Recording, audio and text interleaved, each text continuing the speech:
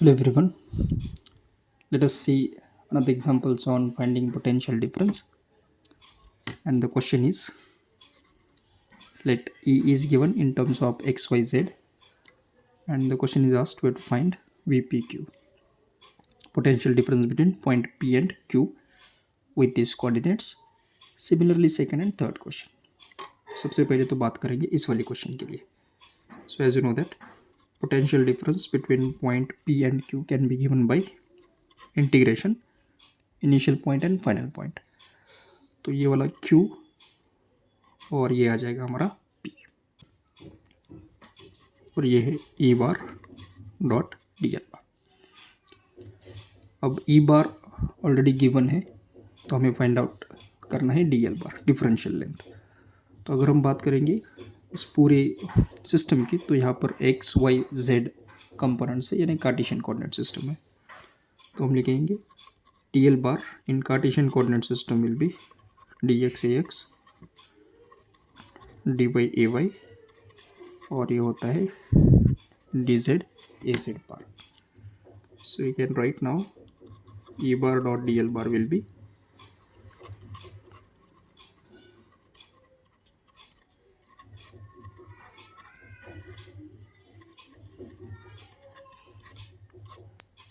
dot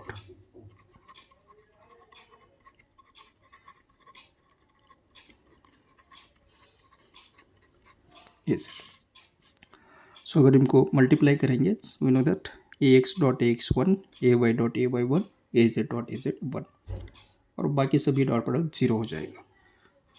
तो e bar dot d l bar we can write minus six by y x square d x, six by x d y, five d z. So this is the dot product.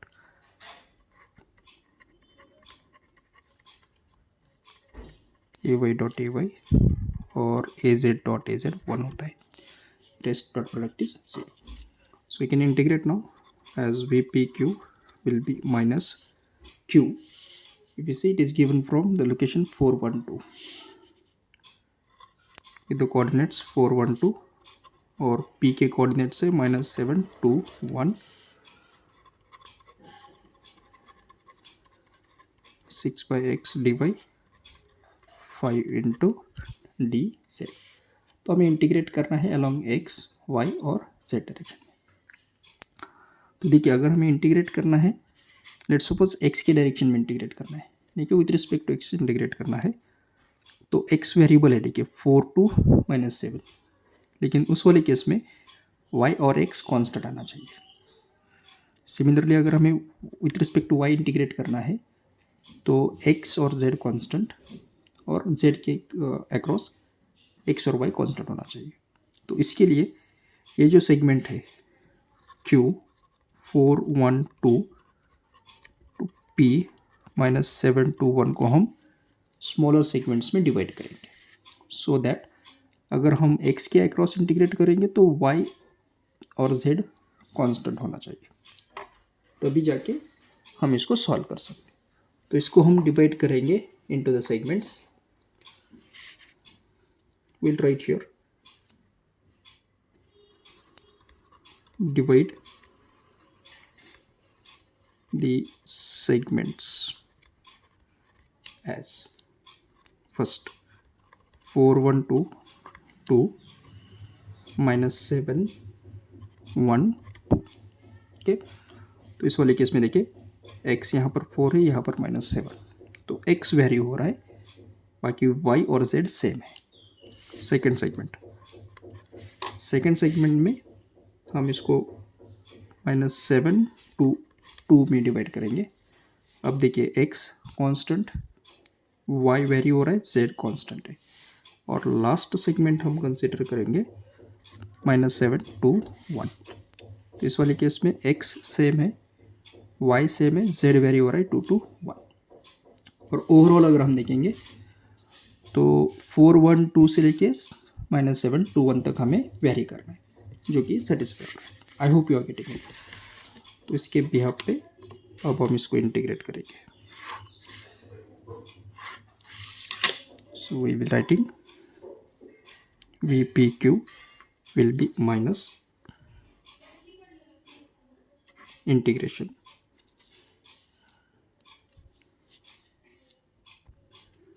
this to minus 6y x square dx 6 by x dy और ये है 5 dz।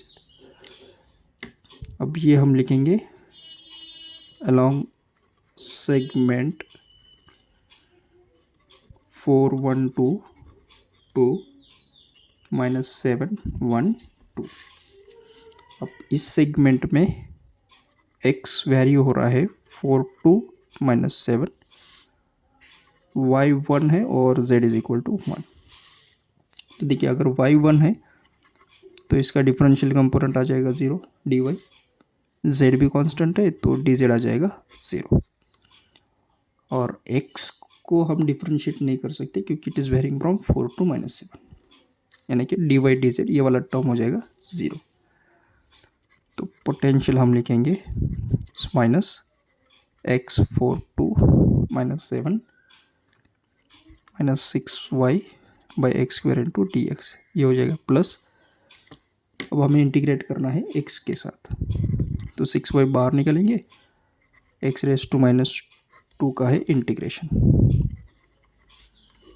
6y as it is, this will be x raise to -2 + 1 by -2 + 1 limit 4 to -7, -2 + 1 यानी -1, तो ये हो जाएगा -6y 1 by x और the limit 4 to -7।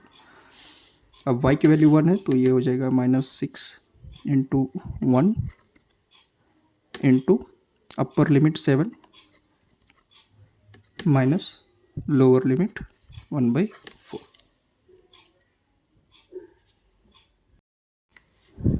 सो ये माइनस माइनस प्लस और इसका सोल्यूशन आ जाएगा 2.35 volt.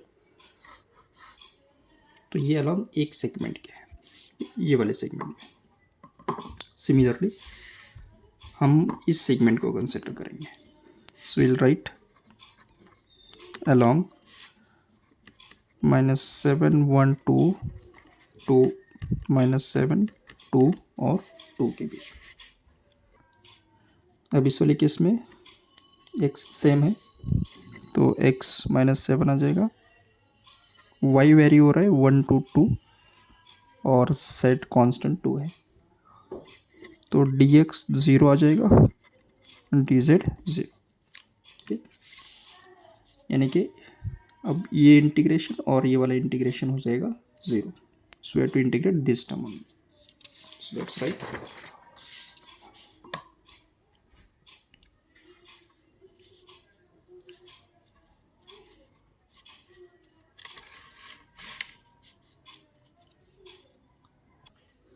So we'll be getting VPQ as minus integration Q to P, ये टर्म है as you can see this one 6 by x dy, so we'll write this as 6 by x into dy। अब हमें integrate करना है y के साथ, तो इसको लिखेंगे -6 by x integration of y, इसका लिमिट है 1 to 2, this will be 1 to 2 into dy, so this is -6 by x dy का integration y with the limits 2 1। सो अगर हम इसको सब्सटीट्यूट करेंगे तो आ जाएगा 6 by x इंटू 2 - 1 यानी कि 1, तो VPQ मिला -6 by x। अब अगर हम x की बात करेंगे तो इस वाले केस में x -7 कंसिडर किया था, so it is as good as -6 by 7, जो कि वैल्यू आती है, सॉरी ये भी माइनस है, प्लस हो जाएगा ये 0.85। तो सेकंड सेगमेंट के अक्रॉस पोटेंशियल डिफरेंस आ गया 0.8। अब हम चलेंगे लास्ट सेगमेंट की तरफ, सो will right along the segment जो कि है -7 to 2 2 -7 2, 1। अब इस सेगमेंट में x सेम है -7, y भी सेम है 2 और z वेरी हो रहा है 2 to 1। तो dx component 0, dy component 0। So we'll write VPQ is equal to minus integration along z 2 to 1। और ये वाला टर्म अब इसका ये दोनों टर्म्स 0 हो जाएगा। We have to integrate this one 5 dz। So will write 5 into dz। तो आ जाएगा -5 into z with the limits 2 1। this is 5, upper limit 1 -2, 1 -2 -1 minus plus, तो ये मिलेगा हमें 5 वोल्ट का। ओके, तो तीनों सेगमेंट के अक्रॉस हमने पोटेंशियल फाइंड आउट किया है। सो अब लास्टली हम लिखेंगे टोटल पोटेंशियल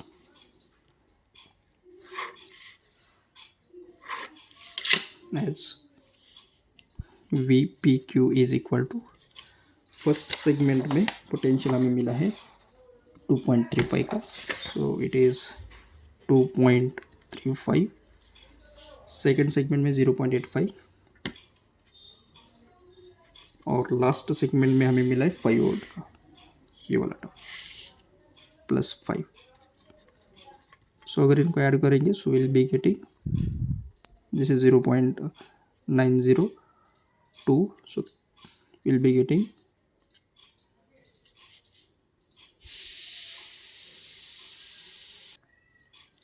5.35 और 5 + 2 यानी कि 7.35 और इसको ऐड करेंगे तो ये मिलेगा कुछ 8.20 वोल्ट।